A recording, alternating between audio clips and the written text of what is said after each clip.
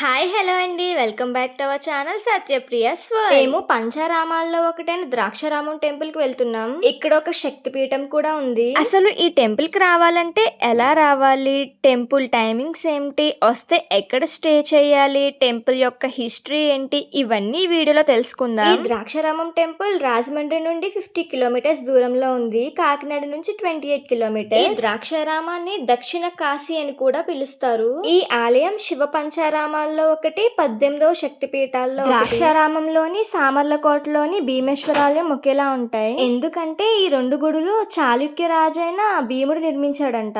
ఒకవేళ దూరం నుంచి వచ్చే వాళ్ళు ఇక్కడ స్టే చేయాలనుకుంటే రూమ్స్ అవైలబుల్ గా ఉంటాయండి. దేవస్థానానికి చెందిన రూమ్స్ నాన్ ఏసీ అయితే 500 రూపీస్, ఏసీ అయితే 800 రూపీస్. మేము మురుముల వెళ్తూ దారిలో ద్రాక్షారామం టెంపుల్ లో ఆగి దర్శనం చేసుకుని వెళ్ళాం. నెక్స్ట్ వీడియో మురుముల వీడియో వస్తుంది. ఈ టెంపుల్ హిస్టరీ ఏంటంటే పూర్వం తారకాసుడి మెల్లో ఆత్మలింగాన్ని 5 భాగాలుగా కుమారస్వామి కొట్టినప్పుడు ఒక భాగం ఇక్కడ పడిందంట. ఇక్కడ స్వామి 2 భాగాలుగా దర్శనమిస్తారు. అక్కడ తారకాసుడి మెల్లోంచి ఒక భాగం కింద పడగానే పాతాళం నుంచి ఓంకార శబ్దంతో స్వామి ఉద్భవించారంట. స్వామి ఉద్భవించిన తర్వాత ఓంకార శబ్దంతో అలా పైకి ఎదుగుతూ ఉన్నారంట. అలా 14 అడుగుల దగ్గరికి వచ్చేసరికి 108 మారేడు దళాలతో అర్చన చేస్తే స్వామి సంతసించి అక్కడికి ఆగారంట. ఈ భీమేశ్వర స్వామిని దర్శనం చేసుకుంటే బ్రతుకున్నప్పుడు భోగాన్ని, మరణించిన తర్వాత మోక్షాన్ని 2 ప్రసాదింప చేస్తారంట.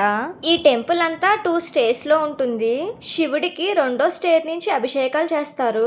ద్రాక్షారామంలో భీమేశ్వరాలయం ఎలా ఉంటుందో సామర్లకోటలో ఉన్న భీమేశ్వరాలయం కూడా సేమ్ ఉంటుంది. అలానే ఈ టెంపుల్ లో కొన్ని మూవీ షూట్స్ కూడా జరిగాయి. మీకు ఎవరికన్నా తెలిస్తే కమెంట్ చేసేయండి.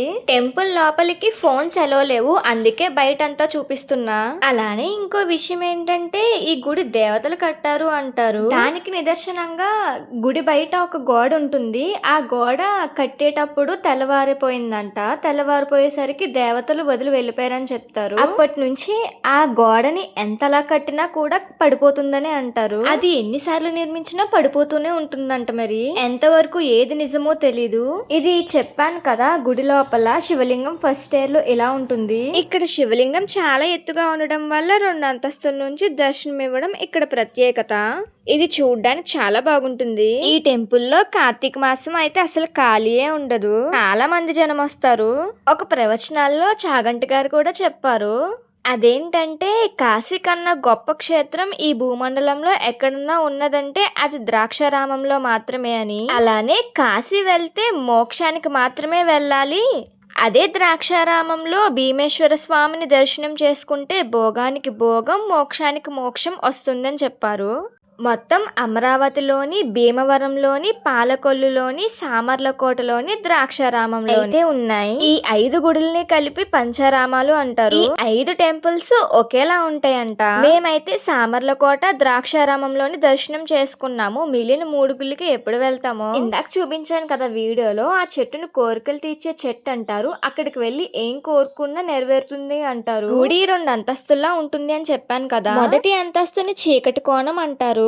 ఈ చీకటి కోణంలో స్వామివారి పాదభాగం అయితే ఉంటుంది. ఈ చీకటి కోణంలో ప్రదక్షిణ చేసేటప్పుడు ఒక స్తంభం కనిపిస్తుంది. దాని నాగస్తంభం అంటారు. ఆ నాగస్తంభానికి ఎడం వైపున సన్నటి దారి ఉంటుంది. అందులోంచి వెళ్లి దర్శనం చేసుకుంటారు.